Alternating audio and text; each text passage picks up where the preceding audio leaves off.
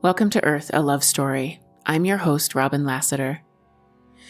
I recently mentioned in a post on Instagram that I was going to do a quick and dirty solo episode before I left for my 10-day retreat. Well, it turns out that when I take almost any time away from screens, however small, all kinds of downloads and information come rushing in. My dreams this week have been crazy and illuminating and wild and really awesome. I'm really happy that that's returned. You'd think that I would learn to turn away from my fucking screens. Anyway, this will not be a quick and dirty episode after all. Maybe the dirty part is that I won't edit it a lot before I put it out, but it won't be quick. I have a lot to say. And what wants to come through is this framework that I've been trying to lay out in my mind for quite a while and have been struggling with how to do that. I want to explain some ideas that have emerged between me and my close group of friends lately, maybe over the past 6 months or a year. And there's some shorthand that's been emerging, and I want to explain that. I want to talk about these concepts that are coming up and the way that my friends and I are framing what we feel is going on in the world right now and what's going on in our relationships, in the collective of us, what's going on in the inside and the outside. So the shorthand, some of them are moving from evolution through suffering to evolution through joy, which if you've read my book, you may remember is something that the Four Who Are One told me. They also told me to learn to turn the wheel. Also, first, fuck you. That one didn't come from the Four Who Are One, but it's a good one. We use it a lot. First, fuck you. I'll explain it. Touching bottom. Something called primordial time. And there are others, but I think those are the ones I want to focus on today. Something is emerging, and it feels really vital for me to transmit. It's the same kind of urgency that I always feel, the same kind of pressure to do the thing, even if I don't know what the thing is. And it's always hard because I really don't know what the fuck I'm doing. Lately, though, I kind of have been thinking, so what? Neither does anyone else. We don't know until we know. And now is not the time to play small, my friends. Those of us who have the capacity to do so need to step into our gifts, I think. So again, for those of you who read or listened to my book, Earth, a Love Story, you might remember that the Four Who Are One, the beings who have seemingly interacted with me throughout my entire life, reminded me of a project I apparently chose before I incarnated on this planet. And I mean, take all of that with a grain of salt. I don't know if it's literal. I don't know if I really am from somewhere else, if I'm the fucking alien, but it's a story that functions well in my life, especially if I don't try to collapse it down into a solid certainty. So I'm kind of just going with it. Anyway, they told me to learn to turn the wheel. They told me to help move the earth into a new paradigm. Actually, hold on. I'm just going to quote from my book. This is from chapter 1, where I'm recounting a between-life soul regression, where I find myself on a distant planet, remembering. We are like a hive, a collective, all with the same purpose, which is to lend our energy towards the service of others. We still have individual goals and experiences, but those exist underneath the umbrella of our collective role as helpers. There's an endless variety of projects to choose from, and we focus on other worlds and other realms since ours is in pretty good shape. It feels like we've come to an equilibrium here. We have it sorted out, so we concentrate our efforts farther afield. I remember that I looked into the sphere at some point before I came to Earth, and I chose a project.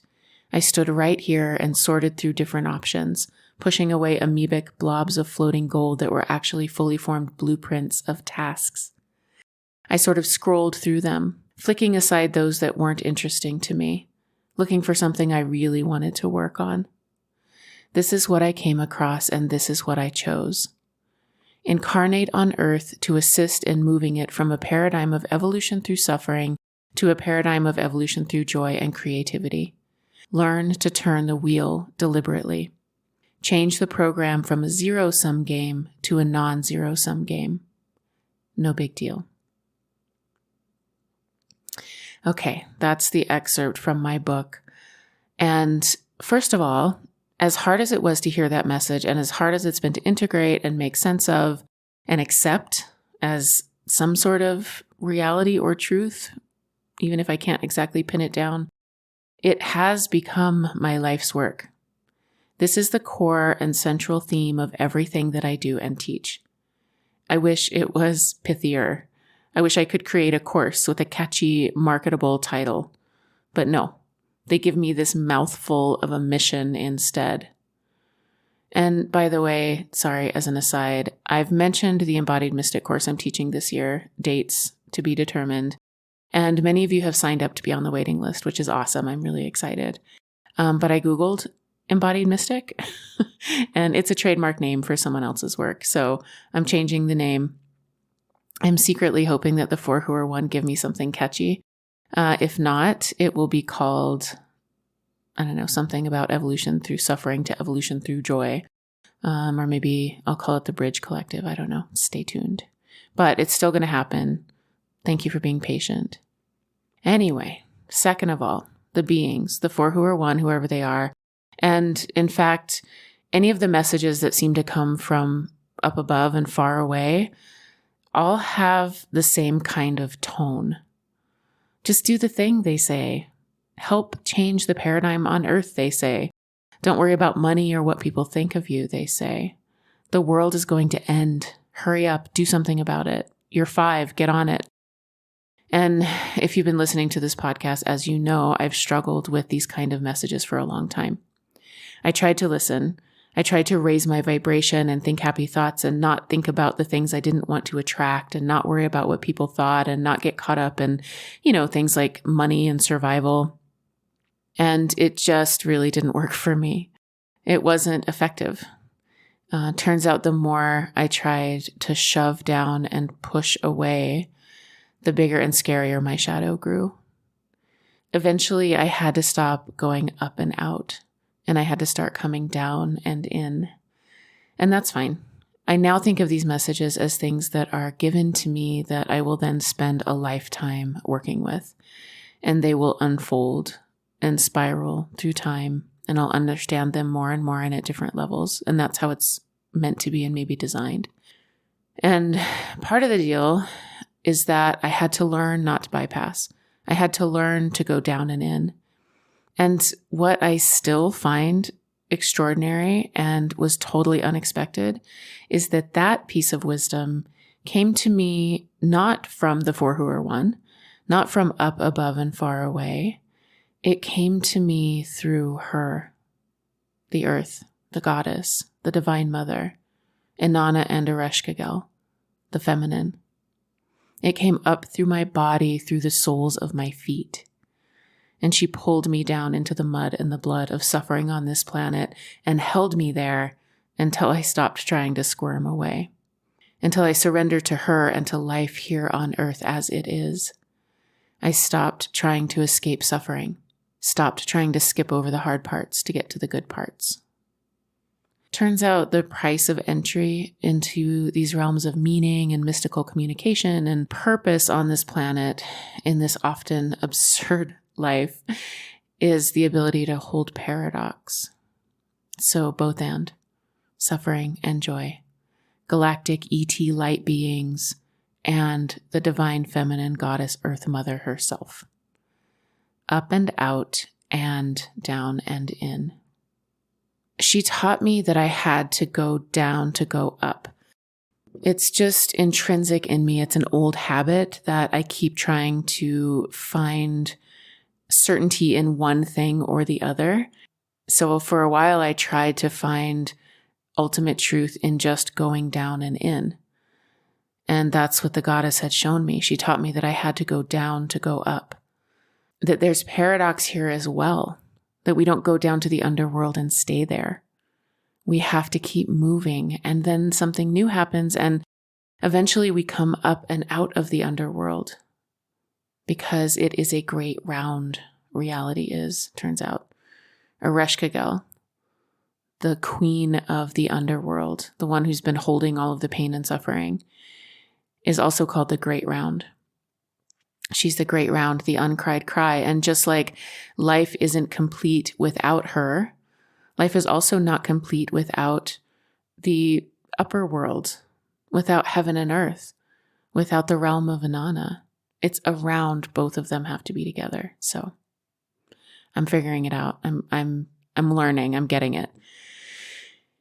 Anyway, what she taught me was that I had to go back and retrieve any abandoned and wounded parts of myself and hold them at the center while they healed.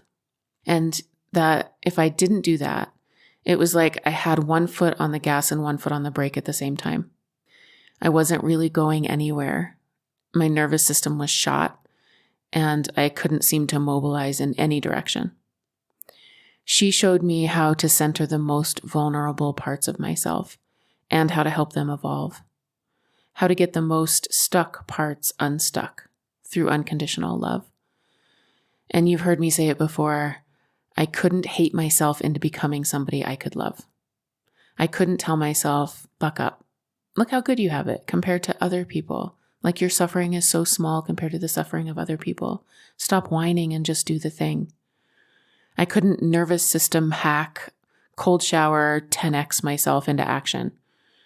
I had to let go and go slow. Slowly, back and back to my core wound, my inner child who was holding all of the hard things. And when I found her there in the dark, untrusting and angry and alone, she taught me something about dealing with the soul level stuff. The directives that come from on high. First, she said, fuck you. First, fuck you means that before we do anything, we center the vulnerable part, the human part. Before I could become actualized and happy and joyful and take action towards the things that I knew would ultimately serve me and my soul self, I had to say fuck you to all of that. I had to claim my humanness and decide I would not abandon that part of myself. I purposefully conflate the inner child and the body, the nervous system. They all just want to stay safe. They all just want protection. And I am going to do the things that the glowing light beings, the aliens, the four who are one told me to do. I want to do those things. It's my life mission. But first, fuck you. First, fuck you leads to touching bottom, to surrendering, to feeling the feelings as deeply as we can. And once we touch bottom, we can push up from there, and the next cycle starts. We can come up and out of the underworld. But we can't skip over any part of it. And I tell you what we can't do, for reals. We can't pretend to touch bottom. We can't pretend to feel the feelings because we know that it leads to the next part of the journey. The inner child, the body, the nervous system smells bullshit a mile away. And if you're just doing some like head patting on the inner child going, there, it's okay, feel better now, be quiet, stop crying so that we can move on to the next thing, the inner child will throw a mug against the wall. Like it won't be pretty. She will say first, fuck you. And it's good. It's good that she says that. It's a teaching. Go down, touch bottom, feel the feelings. The paradox here is that the fastest way to go is slow. The fastest way out is through. The only way out is through. And so, as many of us know, like somatics and nervous system work have become a big deal in the past few years. They're all becoming buzzwords, trauma and somatics and embodiment and the nervous system and all of that. And it's wonderful. It's wonderful. We need it. The watered down version that shows up on Instagram, right, is that we can reset our nervous system and then we don't have to feel hard things. We can do some intense breathing practice that causes an emotional release, or we can take psychedelics or something like that. And both of those things are great. Like there's a time and a place for both of those things. But the promise of the quick fix is that we can kind of reset and then we don't have to feel the hard things. And it can be quick and then we're done. It's like a one and done kind of thing. And unfortunately, that's not it at all. Somatics work is slow going. It's about building capacity to feel emotion and sensation that could have been trapped in the body since childhood.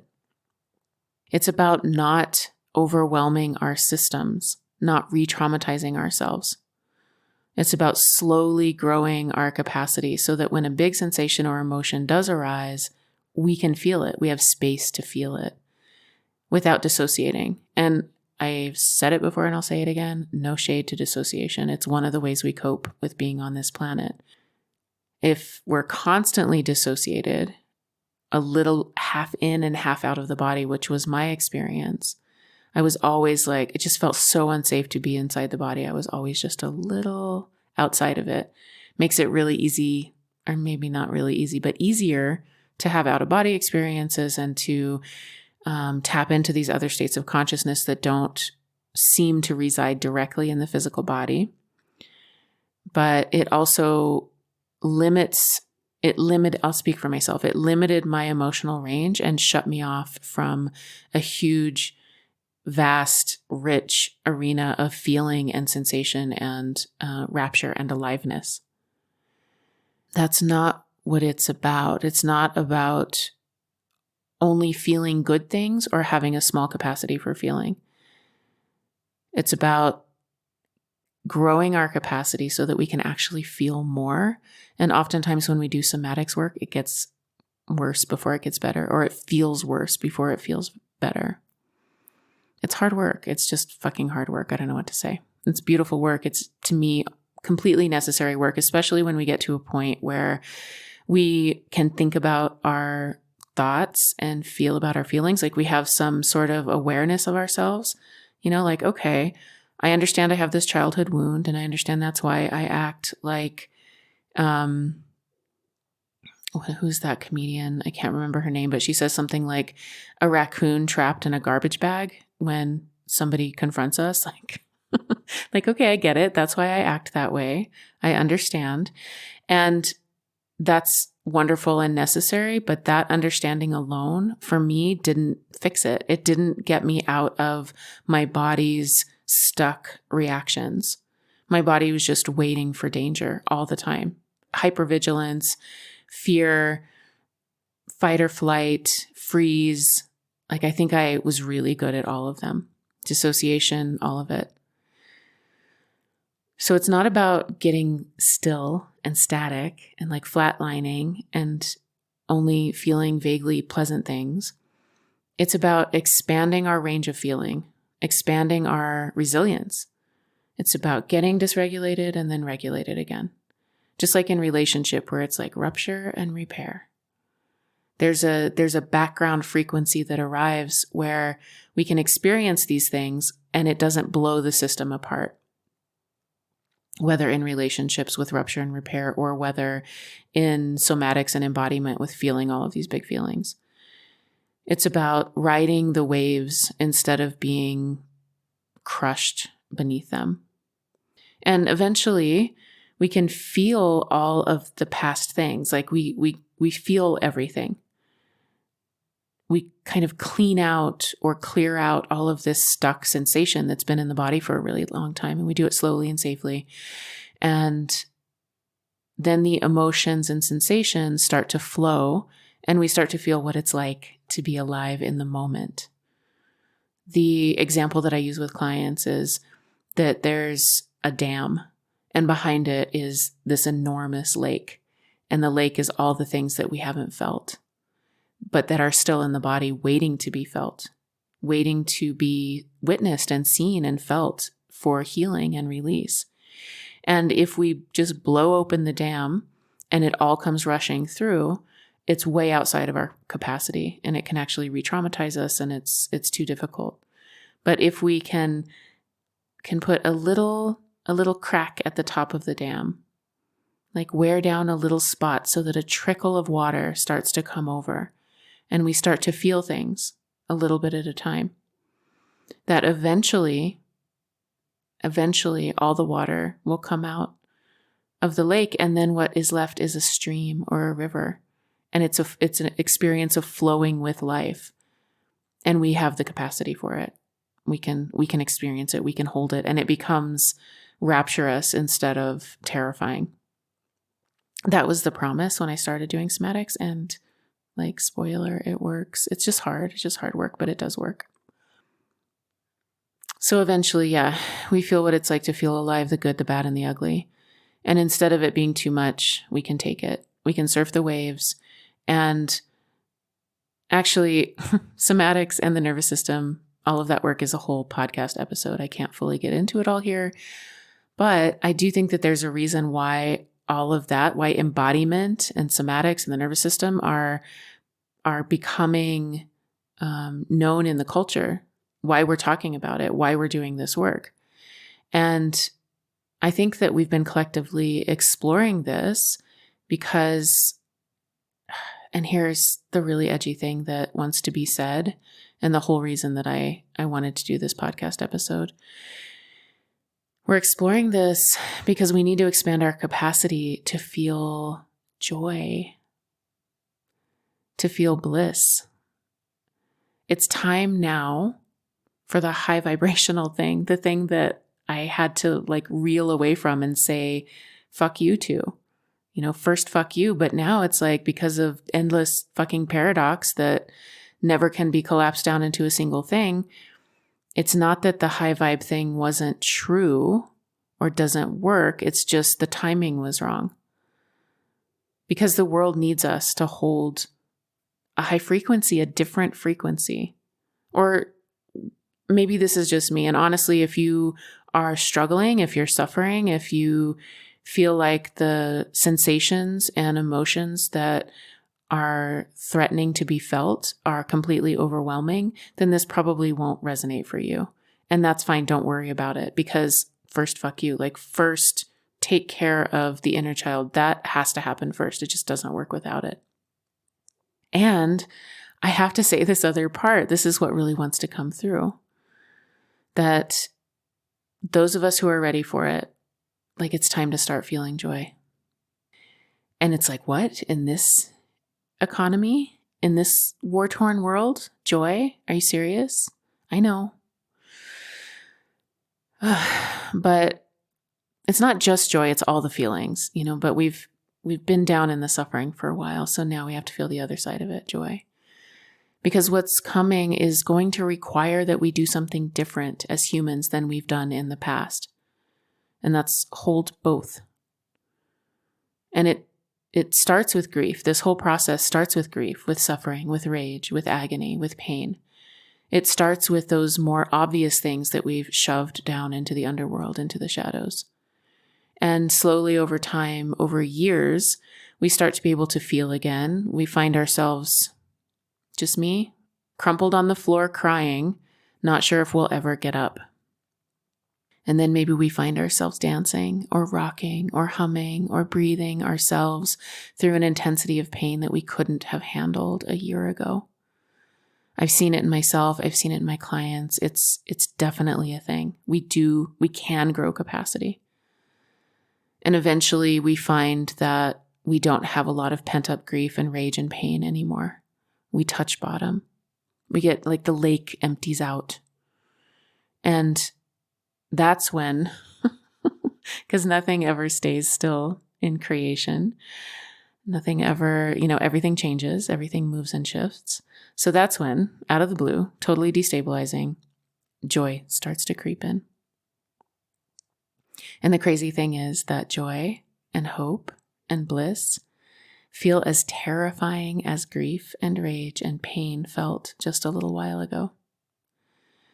But that's actually what we've been building capacity for, is both the joy, the grief, both and. For this duality, like this paradox, what? Can I have another word besides fucking paradox?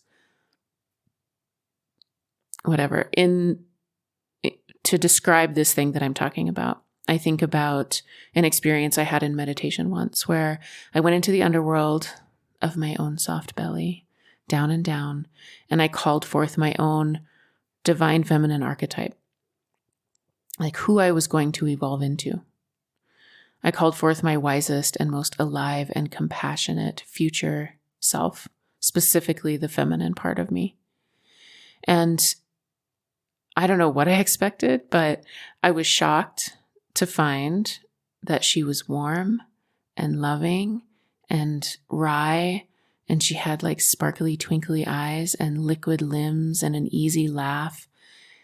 And I asked her, how are you like this? How can you be joyful and easy and laughing with all of the suffering that happens in the world? Because you see, I had finally touched bottom. I understood the gift in the pain. I understood the gift in the grief that leads to relief, the gateway of grief that leads to relief. And I didn't want to give it up. I thought, fuck, I don't want to abandon myself anymore. Like, how can that be possible without abandoning the suffering parts? And she grinned and leaned back and kind of lifted her arms and showed me this velvet black throne that she was sitting on. And she said, "Child, I sit on a throne of suffering." And I was like, what the fuck? And I was astonished, but I closed my mouth and I went to sit at her feet because I did understand what she meant. Joy and grief are not separate. Bliss and suffering are not separate things. We don't go anywhere. If anything transcends, it all comes up together. We don't abandon anything. We don't leave the suffering. It's all here. It's all here. There's nowhere else to go. There's nothing else to do. It's here. That's my mantra. Okay, so that's that, right? That's first fuck you, touching bottom. And then this is something else. This is another kind of crazy thing that's been happening.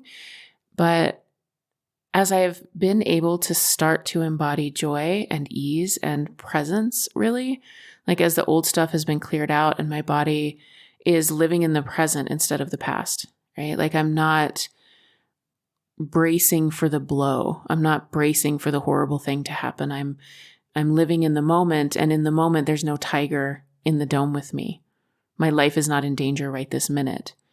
And so my body is kind of relaxed and in the present moment. And so as I've been able to, mostly, like, let's not get crazy, but mostly let go of that hypervigilance and bracing for the worst, I've found myself in a new reality. It's wild. It's like the air gets kind of foggy and shimmery and the edges become soft. And I find myself in a space that feels holy and alive and full of potential. It's like an actual space. And I'm seeing it all with my actual eyeballs. And this space has some other qualities too. One, it's round. It is round like the roundness of my eyeballs experiencing the visual field. And it is round like the horizon line that is always containing us no matter where we are on the planet. So it's like these two circles, a vertical circle and a horizontal circle. And together they kind of make a sphere. And yeah, anyway, it's a circle for sure, which makes me understand a little bit why I've always preferred living in round homes, round spaces. It just feels better. It feels more natural. And also another quality to this space and experience is that it feels timeless. Like it's the only thing that actually exists. Like whatever is happening in that space is true nature. And everything else is my thought about a thing, not the thing itself. It's really wild. And it could just be another way of saying presence. It just could be that I'm experiencing presence. I don't know. But my friend and I have coined this space primordial time. And I think we were inspired to that by both reading David Abram's book, The Spell of the Sensuous, which is a fantastic book. And I'm getting into a second book called Becoming Animal. They're both amazing. The experience of this space and the words primordial time just make me feel, I don't know, you know those power words when you come across them? You're just like, oh yeah. Like another one is the long self or long time, something that connects us outside of our single lifetime and into this other place. That's also primordial time. Yeah, it's just good words. I love it. So the experience of this primordial time is happening more and more lately. And it seems that it's a space of pure potentiality. It happens when I'm with this really close friend, and she's an in real life friend. She's an in the flesh friend, which is just so fucking precious after 3 years or whatever on Zoom. And when this primordial time experience comes, we both stop and take note of it. We can both see it. It's palpable. It's literally visible to both of us. It's like this shared field, and we access it fully through our senses, through our like physical body senses. And another place that it happens for me is in nature. Sometimes also in the dome. When I'm in the dome by myself, I look around and I'm like, holy shit, this is reality. I don't know, something shifts and I'm not with my thoughts or feelings. If it's like I'm not removed from life, something clicks and the edges become fuzzy and suddenly I am in real life. I'm real and life is real, and it's just like, holy fucking shit. Is that what it's like to be fully human and fully alive? Is that some sort of primordial humanness in our physical human bodies, not just always up in our heads and minds the whole time? I don't know. I'm still exploring it. I don't know exactly what it is, but it's profound. It's grace. It's wonderful. Okay. So I'm going to wrap this up soon. All of this is why I need to write a second book. I'm trying to work on it. It's not really happening, but I know me. I know I'll write it. I'll get to it. This is actually part of the process to just kind of talk it through and figure it all out. So before I wrap it up, I do want to talk about moving from evolution through suffering to evolution through joy and creativity, like the For Who Are One told me to do. This, along with bees and the honeycomb matrix, is probably the most commented on part of my work. Like people reach out to me because of this, because they get it and they feel it and they experience it and they're like, yep. And I'm like, yep. And it's great. So this I've been wanting to talk about for a long time, evolution through suffering to evolution through joy and creativity. And it's a big fucking subject, just like all of these are. But I at least want to lay it out here in this episode. So first of all, evolution through suffering works. And it's not bad or wrong. Evolution through suffering fucking works. It's excruciatingly slow and it's hard, but it does work. It's what we've been doing here on the planet for a really long time. It's evolution over lifetimes. It's evolution in a single lifetime, but through suffering. So like a great example, one of my big examples is getting sober. And I remember when I was really suffering, when I was still drinking and just really fucking suffering, I remember this download of information that came through that was like, you can do this if you want. There's no good or bad. You can certainly have this experience if you want to have this experience, but you don't have to. And I don't know, I guess it's a little pithy, but the somewhat pithy phrase that they gave me was, how hard does it have to get? How bad do you have to feel? It's like, it's kind of up to you. So it finally got bad enough and I stopped doing it. And that's evolution through suffering. Things get hard and eventually we change. And here's another example that is from my current life, which is that I look at my fucking phone way too much. Anybody else? Just me? Is it just me? my addict tendencies are always looking for a way to get a quick hit, and our phones are designed to deliver that. It is intentional. People spend millions of dollars, corporations spend millions and millions and millions of dollars to figure out how to track and capture our attention. They do. It's well known. It's not even a conspiracy theory. That's just what we're living through, is this attempt to capture all of our attention all the time. I even read somewhere a while back that they're doing research into how to get advertising into our dreams. And I think they fucking figured it out, because have you guys gone to bed in the past year and in the middle of the night you're dreaming and some stupid fucking TikTok song comes on and plays in your head? No, again, just me. Anyway. So they're designed for that. And also, I'm not pushing off my own responsibility. I'm just saying, like, empathy for all of us, because people are working really hard to do exactly what we're doing, like to get us to do exactly what we're doing with our phones. So empathy, compassion.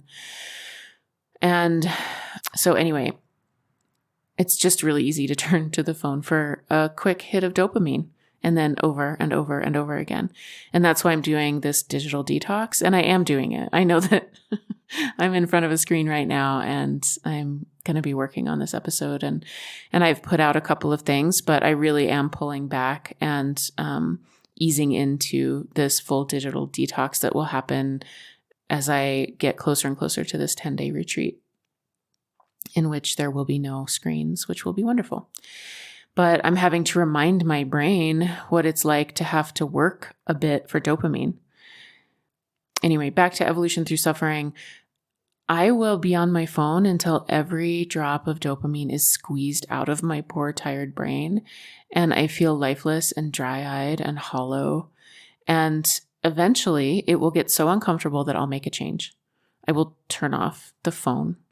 I will get up and stock my porch with firewood, which for some reason is the very best dopamine reset that I've ever experienced. Firewood is the best. I don't know why, but it is. And the little and big moments when I become so uncomfortable that I decide to do something else, that's evolution through suffering. And we all do it all the time. We do it multiple times a day if we're lucky, or we get stuck in a place and it just becomes hell for a while. We're just in a hell realm. And then eventually it becomes so uncomfortable that we break out of it.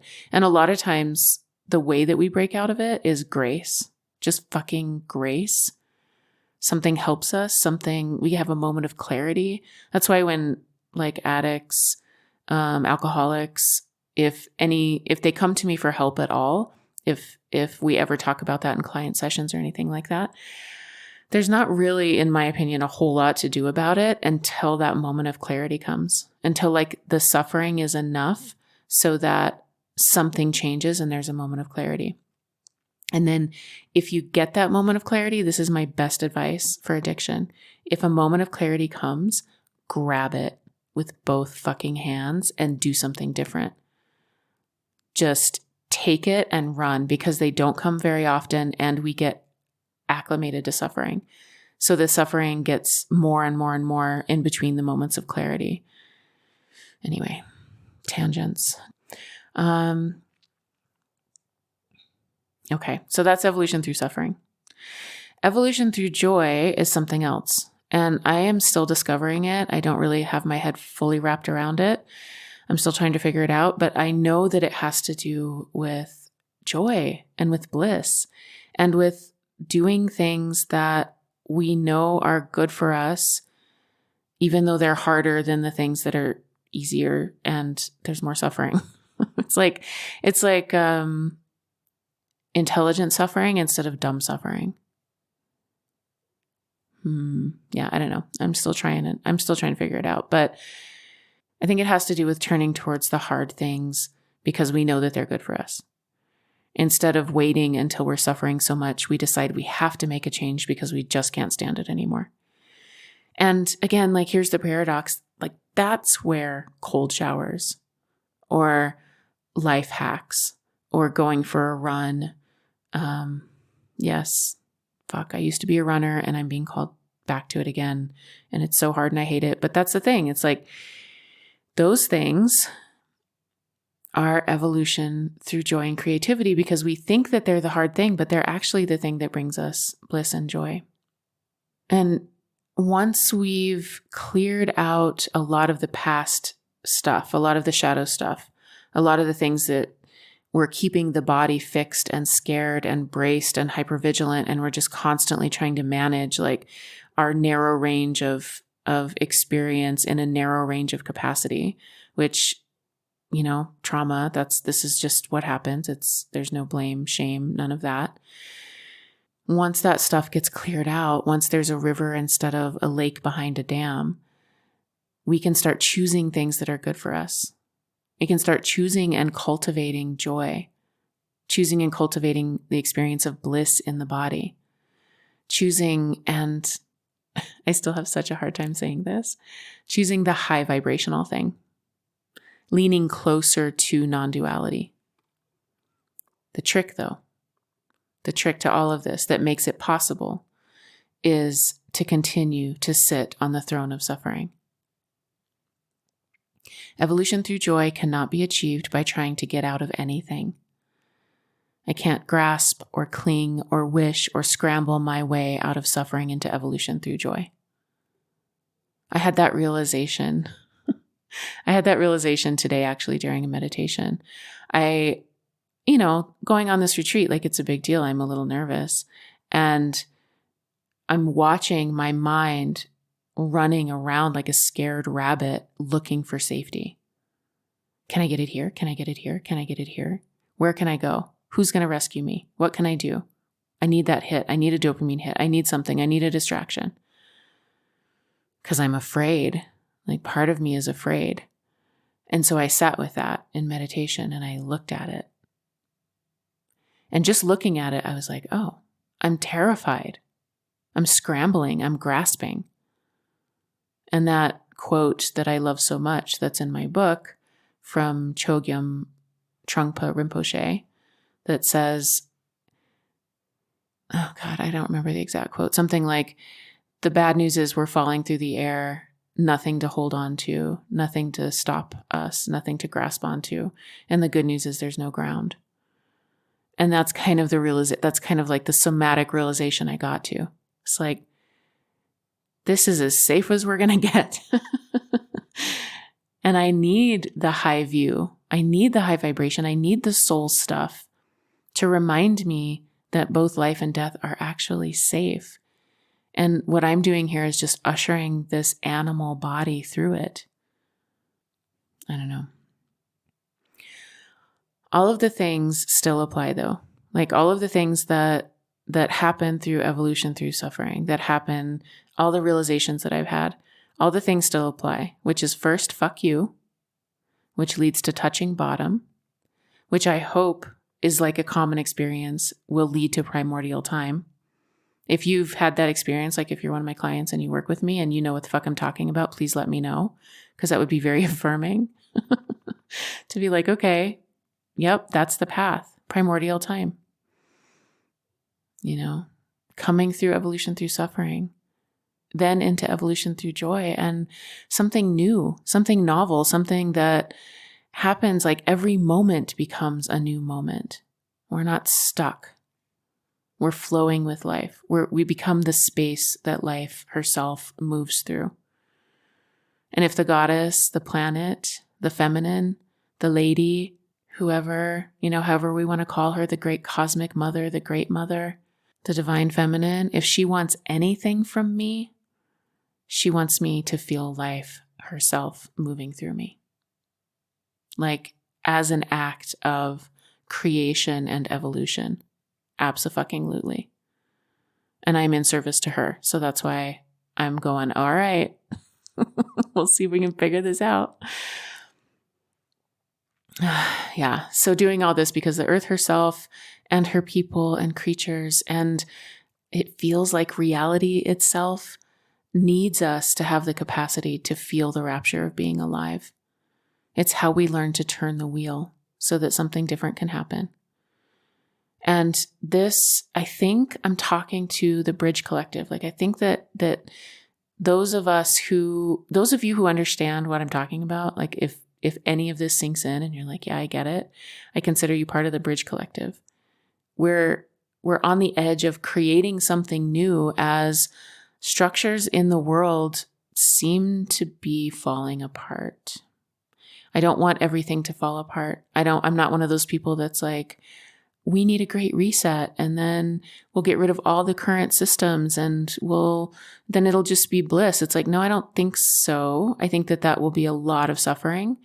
I do think that there's going to need to be some disillusion and deconstruction. I think that what happens in our personal journeys as we like dissent and deconstruct all of our cultural conditioning, I think that what happens in those personal journeys needs to happen with the collective. And I think it is happening. It's just really hard and messy, just like it is inside of us in our own personal journeys. And I think that needs to happen if we're going to figure out a way to be different on the planet. But there are things that we don't get rid of, you know? Every system that exists on the planet right now isn't bad or evil just by virtue of it existing now. You know, we don't get rid of everything. We get clear about things. We look at it. We look at the shadow. We look at our own shadow. We look at the collective shadow.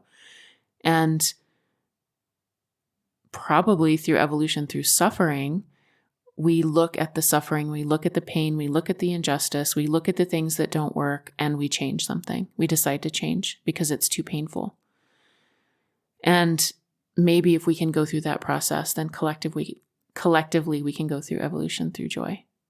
That's my hope, I think. I think that that's what's going on here. I really do. I'm tired of like caveating everything too. I just fucking think that that's what's happening on the planet. And I think there's a bunch of people talking about this in a bunch of different ways. I'm not the only one. This is just how it's coming through my particular body. You know, in 2024, I think that the stakes are just really fucking high. I think that this is where the rubber meets the road. And I think that we're going to have to hold a lot of deconstruction and suffering. And those of us who have the capacity to do it are going to need to show up for that. So we also need to show up for each other and strengthen the collective so that we can lean on that energy, lean on the energy of the collective, get nourished from the collective so that we can hold and help. Again, I don't know if anybody is with me on this. I think so. But yeah, if none of that makes sense to you, don't worry about it. Okay. I am all done with screens and microphones. After I edit this, I'm going to not edit it very much. I'm going to schedule it to come out while I'm in retreat. And when you listen to this, I'll be away from my phone. Hopefully I will be like slipped into some different dimensional space through the grace of primordial time. That would be lovely. I'll probably be like suffering in meditation, which will be lovely also. But I'll be back, of course. And I have some great guests coming up, ones that I'm really excited about. And one of them is going to be the one and only exo-academian Darren King. I've got him on the books and some others that I'm really excited to share with you. So stay tuned. Thank you for listening. If you got this far, I'm grateful for all of you. Thank you for supporting my work. Thank you for taking care of yourselves. Thank you for taking care of other people. Reach out if you need help. Like, we all need help. We're not supposed to do any of this by ourselves. So if you need help, find it. There is a lot of it out there, and we are only going to get through this together, whatever this is. I don't know. Just, if nothing else, just like the fucking experience of being alive. So do that. If you'd like to become a patron, you can find me at patreon.com/Robin Lassiter. Thank you so much to those of you who are patrons and support my work in that way. It means the world to me. Thank you to Morgan Jenks for our beautiful musical soundscapes. And if you would like to learn more about my work or to book a one-on-one session with me after after I get back in mid-March, please visit honeyheart.org.